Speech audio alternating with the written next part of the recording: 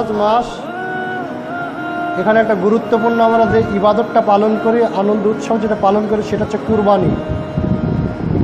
অথচ আজকের দিনেও কুরবানি রয়েছে। আল্লাহ রাসূল মুহাম্মদ সাল্লাল্লাহু আলাইহি ওয়াসাল্লাম, যে ব্যক্তি মসজিদের ভিতরে আগে প্রবেশ করবে সে স্বয়ং উট কুরবানি করবে, সেটা আমরা অনেকেরই জানি। অথচ এই কুরবানির জন্য আমাদের প্রস্তুতি নেই, এই জন্য যে এই কুরবানিতে গোশত পাওয়া যায়। সমস্যা হচ্ছে এটা।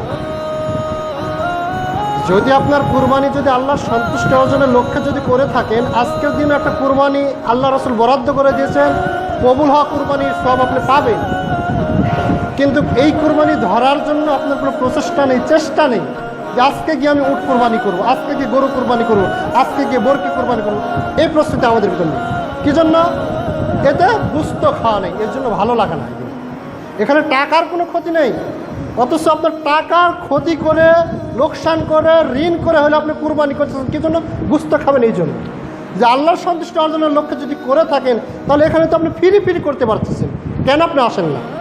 এত বলার পর কেন আপনি আগে আসতে পারেন না মসজিদে? বোঝা যাচ্ছে আপনার কুরবানিতে আল্লাহর সন্তুষ্টি নেই, অথচ গরু কেনার জন্য আপনার ঠিকই প্রস্তুতি রয়েছে। আল্লাহ রাব্বুল আলামিন আমাদেরকে বুঝার তৌফিক দান করুন। সকলে বলছে আল্লাহুম্মা আমিন।